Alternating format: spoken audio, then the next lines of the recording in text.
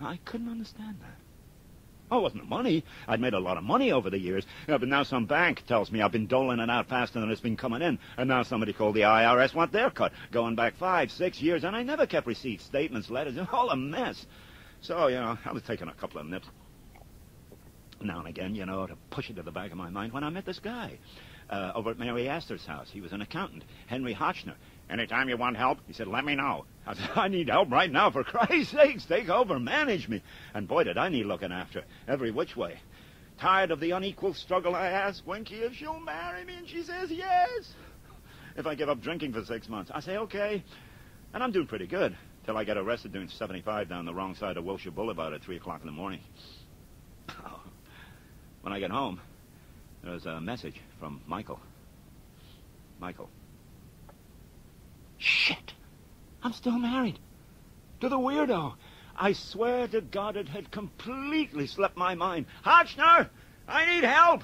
You gotta go to New York, see her. She'll never divorce me. You gotta ask her. So I go to New York, see Michael. And she's so friendly, happy, and nice, I just couldn't do it. I just couldn't tell her I wanted to marry somebody else. I knew it'd destroy her. Back in Hollywood, Hotch stares at me. You took a 6,000-mile round trip for nothing? Pick up the phone right now and ask for a divorce. And, okay, I'll do it. In a couple of weeks. It just needs the right moment. Hotch is going to be a terrible blow for her.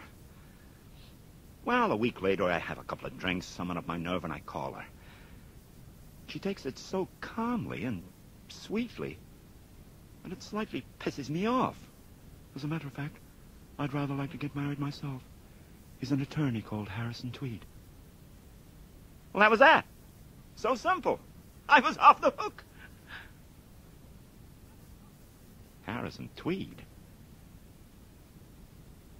Great house comes up for sale. Tower Road. Used to belong to King Vidor. Hotch says I can buy it. I made a nice chunk of money during my first talking, Moby Dick. And then I see the Mariner. Oh, this yacht. And I think, well, old Hollywood tradition, and I buy that. I didn't want to worry Hotch about it. And so aboard the Mariner, down the coast of Mexico, at last, Winky and I spend our honeymoon. I was 46, she was 23. On the marriage certificate, I gave my age as 37. Oh, a little dramatic license. Winky looked about 7, lying there on the deck in her little white pants, a dreaming Nereid. A sea sprite asleep under stars, hair silvered by moonlight. Have you but seen a bright lily grow before rude hands have touched it? Oh, so white. Oh, so soft. Oh, so sweet is she. Oh, she is fairer than the evening air, clad in the beauty of 1,000 stars.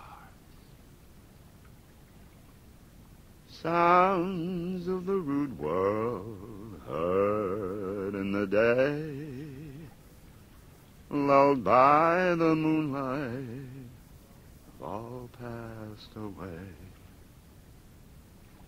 Passed away.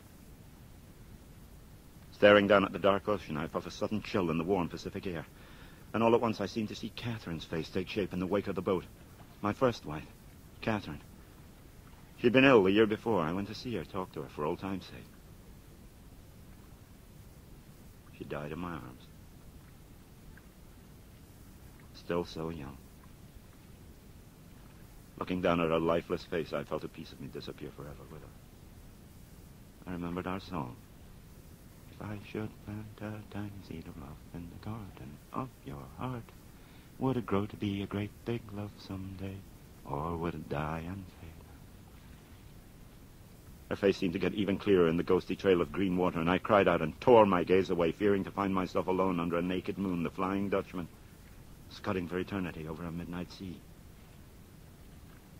Were all who touched me to sicken and fade away. How could I dare to be so happy? A sudden little shudder runs through the timbers under my feet. Where's Winky? And I race back along the deck. Where, thank God, she's lying still. Real. Asleep. My Winky.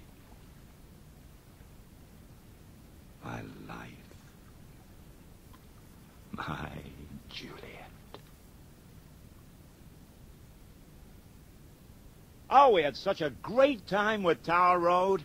I designed a baronial hall, tennis courts, a bowling green, skeet range, 6 pools, fountains, and a basement rathskeller sporting an original mahogany bar from Virginia City with actual bullet holes in it.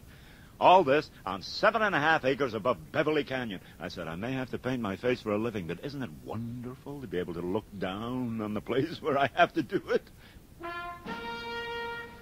Vitaphone announces the talking picture. John Barrymore, yesterday a speechless shadow, today a vivid living person, thanks to Vitaphone. Vitaphone restores the pent-up power of the thrilling voice that made him the star of stars of the speaking stage.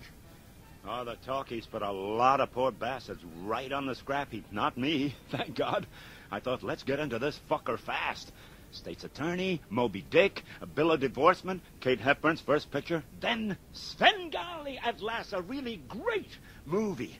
I love putting on the big nose and the big beard, cover up that damn famous profile. Best movie performance I ever gave. Wows them at the box office, great reviews, and what do? The studio? What do? They hand me an almost unplayable piece of shit called The Mad Genius. I'm playing, are you ready for this? A once famous ballet impresario with a wretched Eastern European accent and a club foot. Now, get a load of some of this dialogue. I mean, this is me with my cosmopolitan wife.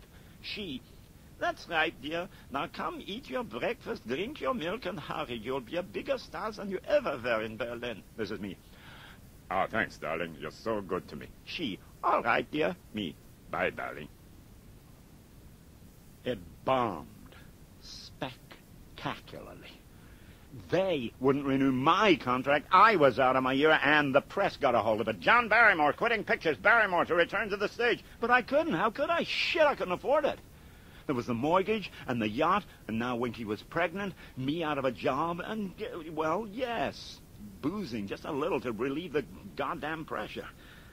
I don't know. Somehow it all just started to go wrong.